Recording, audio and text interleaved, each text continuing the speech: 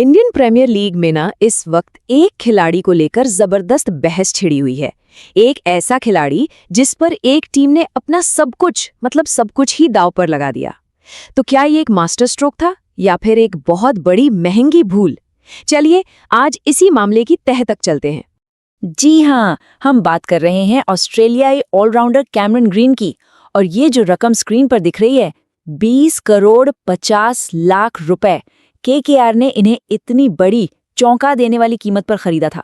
और बस यहीं से वो कहानी शुरू होती है जिसने पूरे क्रिकेट जगत में एक तूफान सला दिया है। और इल्जाम कोई छोटा मोटा नहीं है। सीधा सीधा ये कहा जा रहा है, एक ऐसा बयान जो सबको हैरान कर गया।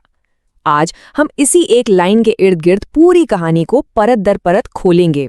तो सवाल अब यही है कि क्या वाकई ये खिलाड़ी इतने बड़े प्राइस टैग के साथ कोई इंसाफ कर पा रहा है? क्या केकेआर का ये निवेश सही साबित हुआ है? देखिए, सीधी सी बात है, जब आप किसी खिलाड़ी पर इतना बड़ा दांव लगाते हैं तो आप किसी चमत्कार से कम की उम्मीद नहीं करते।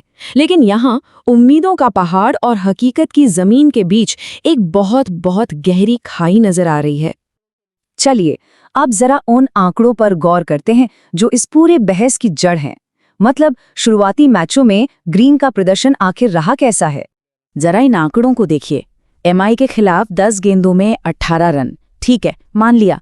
लेकिन एसआरएच के खिलाफ 2 गेंदों में सिर्फ 2 रन, और पंजाब के खिलाफ भी 2 गेंदों में बस 4 रन। क्या ये किसी 20 करोड़ के खिलाड़ी के आंकड़े लगते हैं? बिल्कुल नहीं। कुल मिलाकर 3 बहुत अहम मैचों में 20 करोड़ से ज्यादा कीमत वाला एक खिलाड़ी सिर्फ 24 रन बना पाया है। ये आंकड़ा अपने आप में पूरी कहानी कह रहा है। और बात यहीं खत्म नहीं होती। ये सिर्फ बल्लेबाजी की ही बात नहीं है। सोर्स का कहना है कि उनसे गेंदबाजी तक नहीं कराई जा रही, वो पिच को ठीक से पढ़ ही नहीं पा रहे हैं। और तो और पंजाब के खिलाफ जो एक चौका आया था वो भी किस्मत से था, बल्ले का किनारा लगकर चला गया। अब देखिए, जब खिलाड़ी परफॉर्म नहीं करता तो उंगलियां सिर्फ खिलाड़ी पर नहीं उठती, बल्कि उस टीम मैनेजमेंट पर भी उठती हैं जिसने उसे चुना था। और यही वो सवाल है जो आज हर कोई पूछ रहा है। आखिर केकेआर मैनेजमेंट ने ऑक्शन में कैमरन ग्रीन के पीछे अपना सब कुछ झोंक क्यों दिया? उन्होंने ऐसा क्या देख लिया जो किसी और को नजर ही नहीं आया?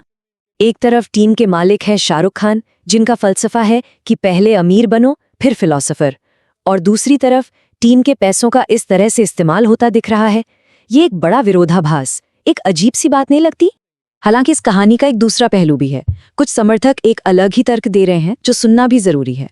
कुछ लोगों का मानना है कि ग्रीन की तुलना मिचेल स्टार्क से होनी चाहिए। याद है ना, स्टार्क ने भी बहुत खराब शुरुआत की थी, हर कोई उनकी आलोचना कर रहा था। लेकिन जब बड़े मैचों की बारी आई तो उन्होंने अकेले दम पर मैच जिता दिए। तो क्या ग्रीन भी वैसे ही एक बिग मैच प्लेयर हैं जो सही वक्त पर दबाव में चमकते हैं? लेकिन ये जो बड़े मैच वाले खिलाड़ी की थ्योरी है ना, इसका भी एक बहुत ही तीखा जवाब सोर्स में दिया गया है। ये एक सवाल पूरे तर्क की नींव हिला देता है। सोचिए, अगर किसी खिलाड़ी की शुरुआती नाकामियों की वजह से टीम प्लेऑफ तक पहुंच ही नहीं पाती तो फिर उसके बड़े मैच का खिलाड़ी होने का फायदा ही क्या? अरे भाई, बड़ा मैच खेलने के लिए पहले बड़े मैच तक पहुंचना भी तो पड़ता है। और अगर टीम पहले ही बाहर हो गई तो ये सारी दलीलें, सारी उम्मीदें सब बेकार हो जाती हैं।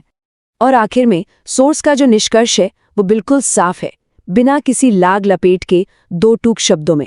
उनका मानना है कि केकेआर के साथ एक बहुत बड़ा धोखा हो गया है, या सीधे साधे शब्दों में कहें तो उन्हें चूना लग गया है।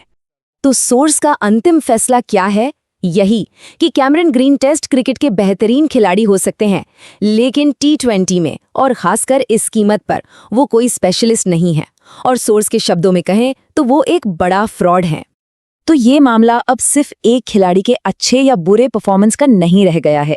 ये हमें सोचने पर मजबूर करता है कि आईपीएल जैसी हाई स्टेक्स लीग में क्या ऑक्शन टेबल पर की गई सिर्फ एक गलती किसी टीम के पूरे सीजन पर, उसकी पूरी उम्मीदों पर पानी फेर सकती है?